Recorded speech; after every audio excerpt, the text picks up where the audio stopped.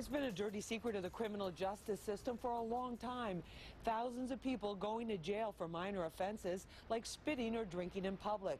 But now a new policy in Manhattan will let police officers decide on the spot if you get handcuffed, a summons, or just a warning.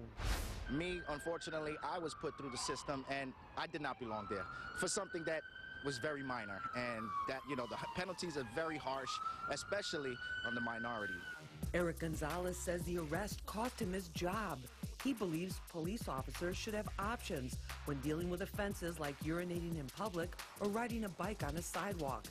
That's the plan devised by Manhattan District Attorney Cyrus Vance and Police Commissioner Bratton. What we've attempted to do is give them more discretion. Give an oral warning, give a written warning that we'll be developing. Give a summons if appropriate, or make an arrest if that's what's necessary. The change comes as the police department says overall crime is at record low levels, yet tensions between police and communities of color remain a concern. Bratton says they are drawing one hard line. You smoke marijuana on the street, you're going to probably be arrested. Look at our arrest numbers, they're up for that offense. A lot of people didn't get the message last year that you cannot still smoke marijuana on the streets of New York City. Critics of lessening the penalties for quality-of-life crimes fear it will open the door to the bad old days and create a climate of disorder and danger on the streets. But former NYPD Lieutenant Darren Porcher says it doesn't need to get to that point. It's something that should be constantly looked at to ensure that we're not going back to those earlier years of the 1990s, where we had upwards of 2,000 homicides here in the city of New York. Now let's find out how this will all play out in real life with our panel. Joining me in studio is David Chianese. He's a former NYPD detective and president of LESMA, a law enforcement support organization. David, thanks so much for being with us. Oh, thanks for having me, Lisa. We appreciate it. I'm gonna go harder than them. I'm gonna go harder than them. Also with us, Manio, the one and only Brooklyn-born, bred rapper. Yeah. You've been real busy lately. Hey, I have to be. I'm just looking at this list. Upcoming mixtape with Uncle Murder called Definitely. Yellow Tape. Yep, definitely. Okay. You just came off the movie set for All Eyes on Me, the Tupac pick. Definitely. And you got more stuff in the works. Hey, listen, we gotta be busy out here. We got people to take care of. We gotta inspire the youth. We got a lot of things to do. Exactly. Hustle hard all day, every day. All day, every day. All right. Yeah. Well, we're glad to have you back on Street Soldiers with us again. You know what? This is starting to be my favorite place. That's great. Also joining us is Kenneth Montgomery. He's a professor at Fordham University Law School. He's also a criminal defense and civil rights attorney and a former prosecutor. Ken, I want to start with you on this. When we talk about quality of life crimes, what kinds of things are we talking about here? Well, you're essentially talking about selling cigarettes, like Eric Garner was doing. You're talking about riding your bicycle on the sidewalk. You're talking about having an open container in the street, urinating in the street. Crimes in that category.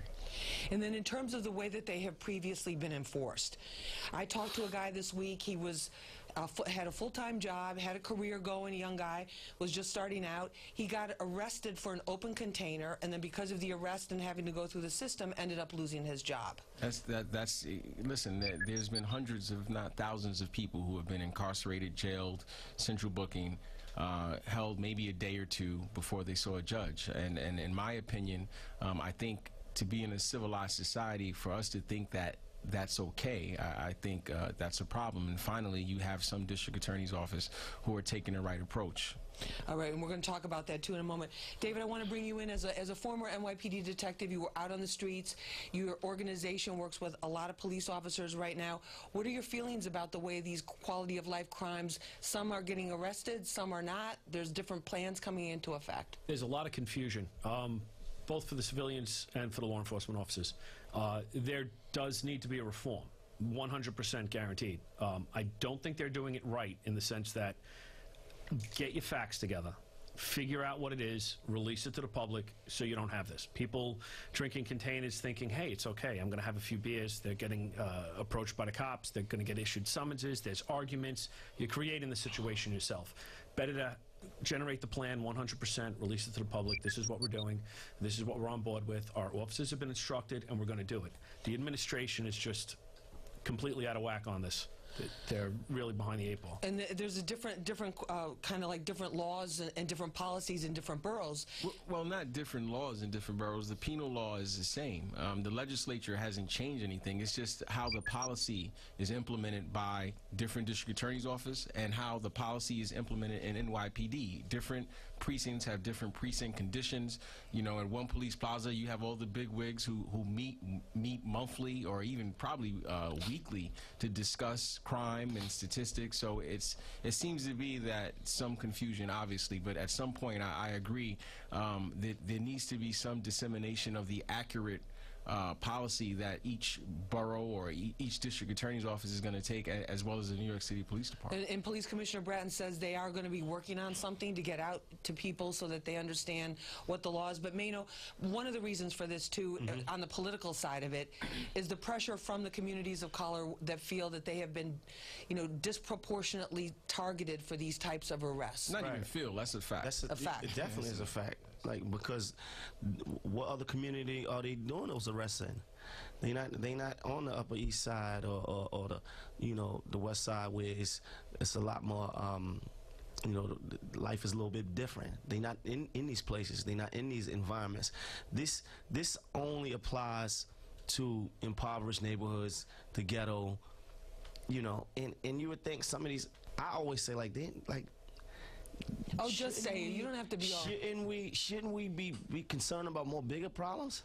Coming up, there's a disconnect socially between, you know, the community and the police and how they deal with us. While I don't like the idea of people spitting and urinating in public by any means, I don't think they should necessarily go to jail for it.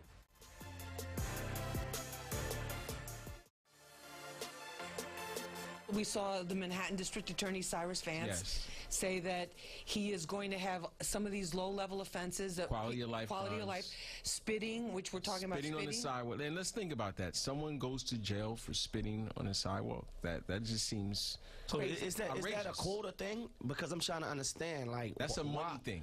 A money thing. Spitting on the sidewalk, open container, riding your bike on the sidewalk. All those things are you can receive a summons. And there's something that everyone should read in the public. It's a report that was just put out about Ferguson, the Department of Justice report. And it talks about a lot of this stuff turns into money because there's a summons that's generated. Right. How that case gets disposed of then is usually a fine or an ACD or something, or a violation.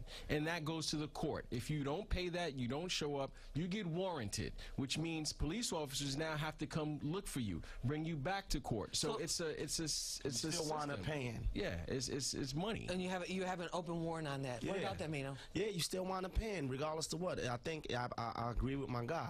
I think it comes down to money. You know, but we going to jail for spitting, open containers, some of the stuff. I feel like we should be concentrating on bigger things. It's bigger issues with the country, bigger issues that's going on in the community that we getting harassed about nonsense. Like, you really going to talk to me and harass me about this nonsense? But this is what the Manhattan DA said. He said there were tens of thousands of these cases that they were clogging up the court system when they had more serious things that needed to be, you know, to go through the process much more quickly. Arraignment night, this is all you see. Right. This is a bunch of petty nonsense. Those are not even crimes. Violations, driving with no license, all this and that, and suspended license. Like, come on. Things that can be written off as a DAT, desk appearance ticket. You give me my ticket, give me my summons, let me come later on and pay my fine. Stuff like that. It'll make the whole system smoother. But you know what? It's also, too, it depends on who the individual is. You know, you have everything's got to be case-by-case basis. There are people out there that don't deserve a ticket because you know them, you deal with them, they're constantly getting stopped, you put them through the system. There are plenty of people that are going through that do not need to. There has to be some type of an agreement reached, and it should be publicized once it's done, not when it's halfway through. The DAs have to get together and make a point and come up with a plan and release it. Okay, but let me bring it back to the bring it back to the streets and to the general public. It's like, if you Cyrus Vance, the Manhattan DA, said that this is a way, you know, the police officers will have discretion as long as there's not a public safety issue. I mean, if somebody's drinking with an open container and then they're cracking the bottle and then, you know, slicing people with it or throwing the bottle, that's a different thing. They're going to get that's something different. But my point is, it's like, that's just Manhattan. So how do you know, like, if you're, how do you know if you're in Manhattan, it's not happening, and then you go into Brooklyn, and then it's a whole different over thing. an invisible line, Listen, and right, now or all you of a go into sudden, Queens. You know what? Listen, I've defended cases in every borough, state and federal. Each office has its own policy. You know, Cy Vance may say that, but also he has cases in his system that he deems more serious than Brooklyn or Queens, and it's vice versa. So what I think is going on here is a political PR thing. You have New York City Police Department are pulling in one direction. You have the mayor's office is pulling in another direction. A tug of war. Then you have the district attorney's office pulling in a different direction. And although they work together, everyone is trying to paint themselves in a certain way to say, yo, I'm not the cause of this mass incarceration. I'm not the cause for the inequities in the system. But I also don't. Manio, what about the apart? Yeah. Well, all that pulling going on, the community is getting They ripped apart. suffer, and the reality. We suffering. The reality too is, the frontline cops, the guys I care about, are the ones who are going to get torn up and left. But what about the frontline people? What about the frontline people on the streets? What about the frontline people? Exactly. What about the people on the streets? We jammed up. We jammed up because we get into these interactions with these police. We not knowing the difference between the policies between Manhattan or Queens or Brooklyn, and we going into these places, and then we continuously are pushed through the system for violations. For violations, for menial things, for menial time, wasting our time, coming out, jamming us up. We supposed to have a job interview, or supposed to was trying to intern for Hot 97, whatever the situation is. Had a meeting with Lisa Evans, can't get there because I'm jammed up for a suspended license or something that could have been written off as in a few minutes. Handled. And handled in a totally and I think different what we all are saying, at least it sounds like, you have some police officers who are trying to do the right thing, but they don't know what to do. Right. You have a community that's historically been disenfranchised, alienated sociologically, politically, economically, and then that all clashes. And so, if these politicians are going to come out here and make these grand statements, what's really going on and what has to be done to avoid the Eric Garner situation? Hold that thought for a second. We're going to take a short break. You're listening to Hot 97 Street Soldiers, now on Fox 5. We're talking about quality of life crimes, the impact on the community, the police, and what's really going on. We'll be back right after this. I think it's going to make it real crazy. I think it's going to be, everyone's going to think that it's okay to do whatever. People understand who have never been in this situation, who are listening to us right now and watching the TV show. What is it like when you're doing nothing wrong and the cops roll up on you? It's very disheartening. And if you have to go through the system, it's even worse, because it just spending those hours, is degrading. It's disgusting, and it bothers your self-esteem. You understand? And especially for a person that's not really a criminal. You have criminals, and you have people that are into that life every single day, and that's what they do. But then you have people that what they call as violations. Open container, or may have spit in the street, or didn't check the mail and didn't know that their license was suspended, and now they got to spend 12, 15, 16 hours going through the system. It's heart-wrenching for some people, because then you treat it like a criminal, you talk to like a criminal, because instantly the first thing is, oh, where you going, your license is this or that, and then you go through this just to get to a judge to tell you that you got to pay a fine, to go through all that humiliation and then that mental stress. Smelly, you haven't showered, just to go through this, and it's crazy.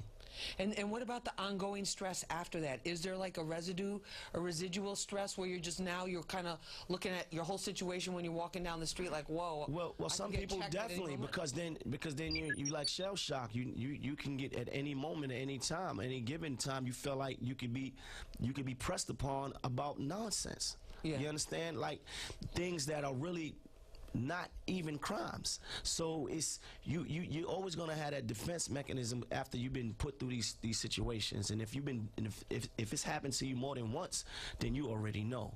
And this is probably not a black man in this city that hasn't been put through this in some kind of way, or at least stopped and questioned, or something. Of course, questioned to the point made him feel crazy. Yeah. Like that he's not even a test. See, my problem with a lot of officers is that you talk to me like I'm not even human. You talk to me like I don't pay taxes, and I probably make more money. I do make more money than you. Like you talk to me like I'm beneath you, like instantly, you know. So it's like, why? Like, why we can't deal with each other on a human level? Like, right. if I've done something wrong, cool. Then, you know, then if something needs to happen, then that's what it is. But there's a disconnect socially between, you know, the community and the police and how they deal with us. So if there's a disconnect and they've been taught to deal with us a certain kind of way, there's always going to be an issue. What about David? What about that? Because that's well, something. That's something. Things first, Lisa. Okay. I apologize, but cops pay taxes too. Yeah, so, we all do. We all do. That's my point. Check, we all do. I hear, but my check, 55% of it disappeared in taxes. I pretty much paid my own salary. I'm not saying you're saying you pay our salary. I'm just saying it is out there. Some of the precinct community councils that I've seen, like the community representatives, they'll be the elders from the community. There'll be people that are, you know, involved with the churches or the educators or whatever, which is fantastic that they're doing it. But it's like the people that they really need to have at that meeting are the ones that are getting stopped. Yeah, but the ones who are dealing with, not even stopped, just the ones who are that are actually getting robbed, the ones who are being harassed, both by cops or by other people, they need to be in. Not the community leader or the pastor. Where did it this idea that the community is out to get us? Because you know, unfortunately, historically, the community. You got to look at some of these communities, and I don't mean to go on a tangent, but they were created through certain federal policies, through regulation, through real estate laws, through economics. All these things created these communities that were impoverished and were lacking. As a result, the law enforcement took a paramilitary stance. You can look in the 50s, you can look in the 60s, you can look in the 70s, you can look in the 80s, 90s. Black Hispanic communities were police. You know, you have politicians who dog whistled about welfare moms, thugs. That was all for our communities. And they approached it in this stance, and they stayed there. They haven't evolved out of that stance. And the community, as a result, we have been fragmented. We've been fragmented by politicians who line their pockets, preachers who line their pockets, the churches who line their pockets, and the community, the schools suffer, no jobs are created, and we're looked at like we're the problem.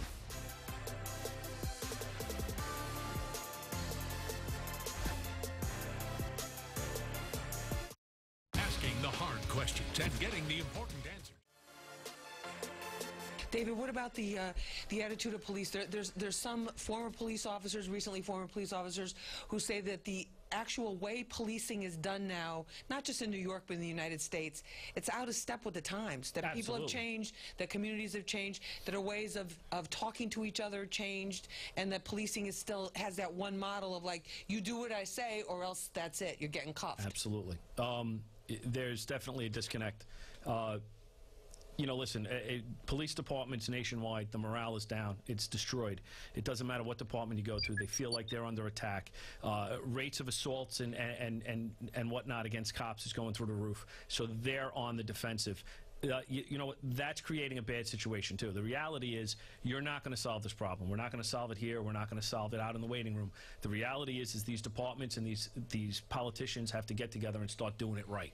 So what do we do? What can we do here in New York City? In New York City, we need to, I agree, we need better leadership. We need to have more town hall and forums and meetings, and we need to discuss and reflect. I think people are afraid to discuss race. They're afraid to discuss class. They're afraid of these things because it's positional. We want to acknowledge it. Yeah, we gotta. We like to. It's street soldiers. We have to reflect. We need more of this. We have to reflect and get people who've been in the job and have different experiences and life experiences and figure it out. Well, I want to thank all of our guests for this fantastic show.